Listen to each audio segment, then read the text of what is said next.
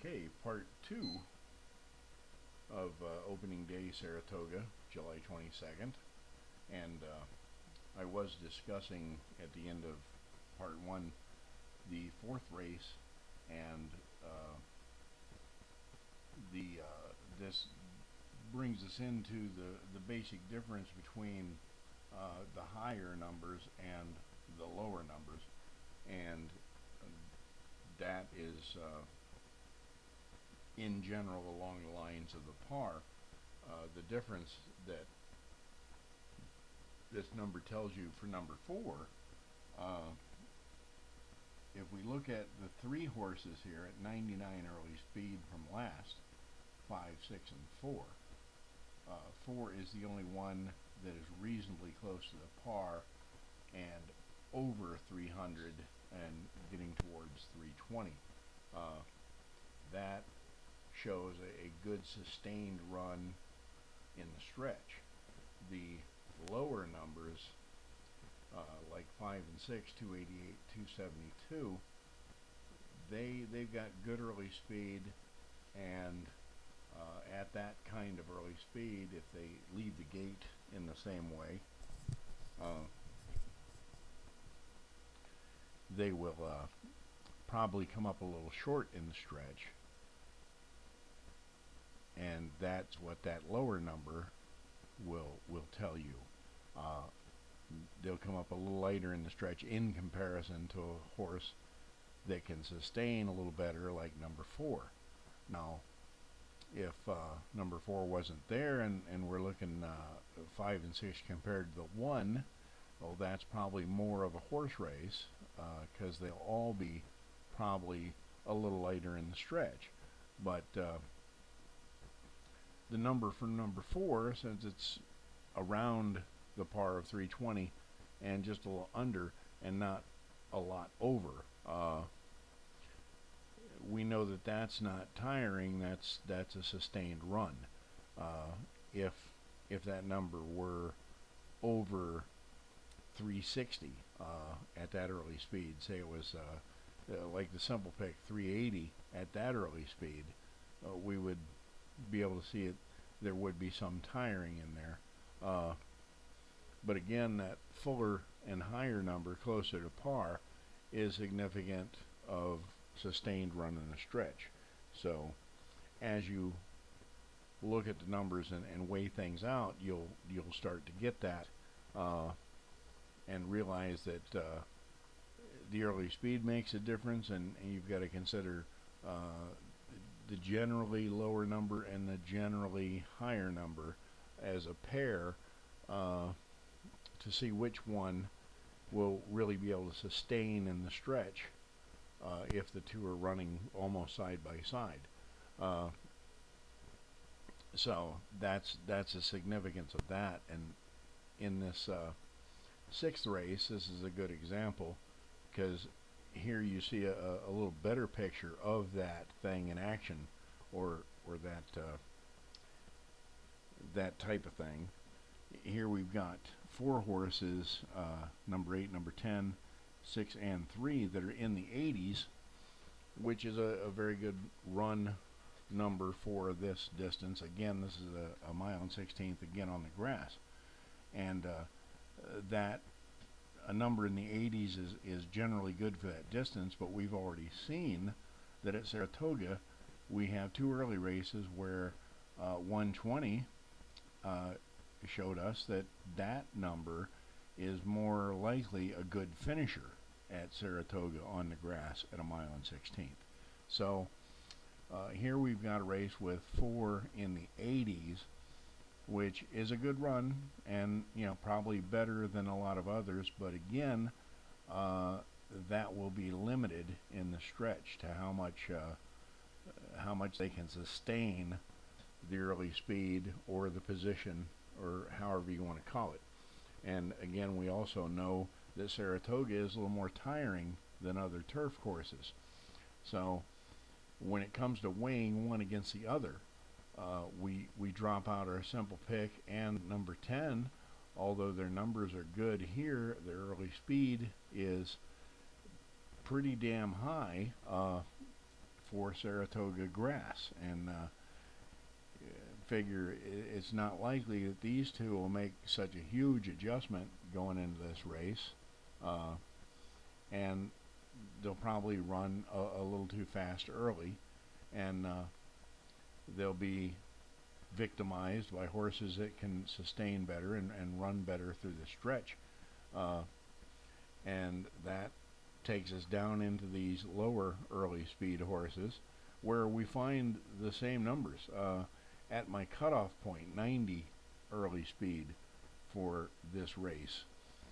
I've got a nice 82 here in number 6, but I feel like number 3 at 84 and 86 early speed last will probably be much more better suited for this race, and I'll take number 3 over number 6. But what guides me to at least taking one of those 80s is the fact that there are 4 altogether and 2 up here at the high ES, and they'll probably be front runners that'll wear down, but that's my guide in taking 3. And of course my guide in taking number 9 is the results of the previous 2 races, which say, hey, you got a 120, you better get it in there. And number 9 again is preferred at 86 early speed, where we have 3 of those at 86, 1 at 85, and then even slower.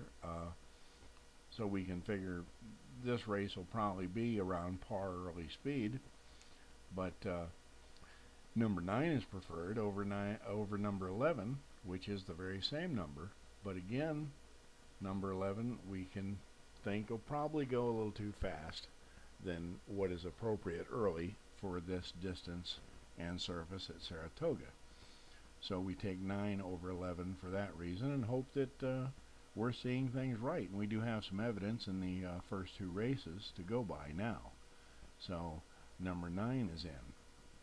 And as we get down to our slowest horses and our 3 that we've decided to use as a guide, our key horse is almost right on par as far as the run number, 101, 1 point away, and 83 early speed, which is very acceptable at Saratoga. So that one is in. And in comparison, number 5 is the little bit higher of that same number, just a little bit more run in the stretch, just a little bit capable of just a little higher early speed. So that's probably a very good pair right there. So they get paired up as one pair, and so we've got our low run number in number 3. We've got our high sustained late runner in number 9. We've got our 2 right close to par in number 5 and number 2. And we take number 2 for being so close to par over number 1 at the same early speed, just because number 2 is that much closer to par. And so that's what makes the decision there, and that gives us our 4 horses for the Superfecta on that one. That Superfecta pays $331.85 for a 10-cent bet, which would be $2.40 with 4 horses, and that is extremely profitable.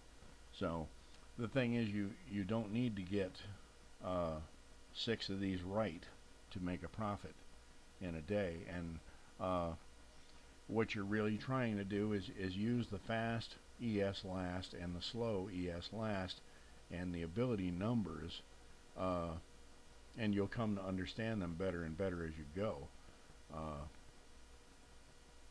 I cite number 9, you know, for that. I mean, you've got 2 races early where 120 wins or comes in second or runs very well. So here it is again. It just repeats.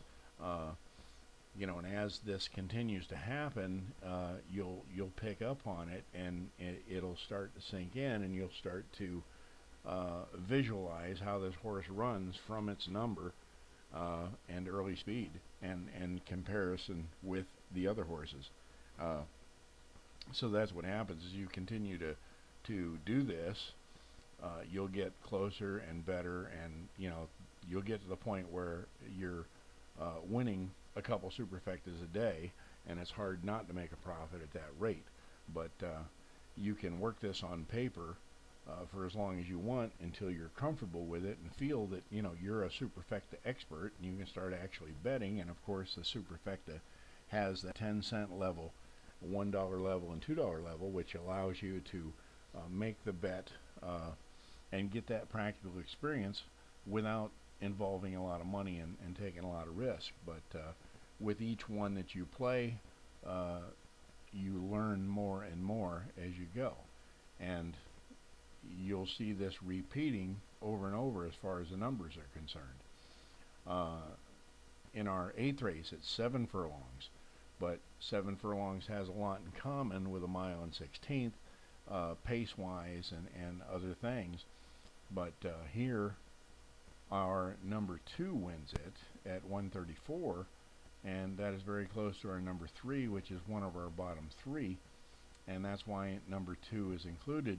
I put in both the high and low, just a little bit different, of that 92 early speed, which is much better, in my opinion, for 7 furlongs than, say, number 10 at 103, which this is a good run number for the distance, but 103 is just way too fast for 7 furlongs. It'll be very hard for this horse to sustain. It can happen, but I wouldn't bet on it in this case, and especially with number 8, the simple pick, being so low and at least much closer to the par in early speed.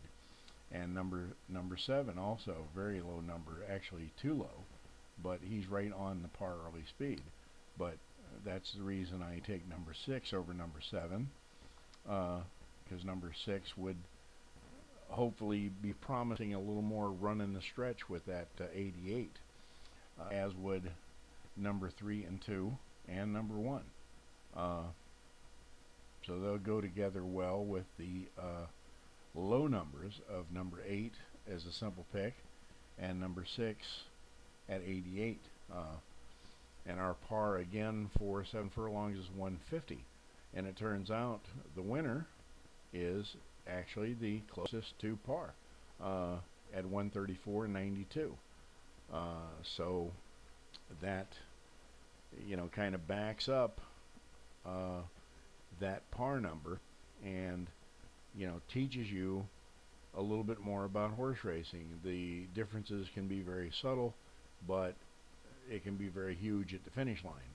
So you also want to look at that high and low, fast and slow of everything very well. And I'm sure we'll have a great card tomorrow to get some more examples from. We had a great Superfecta in the 10th also.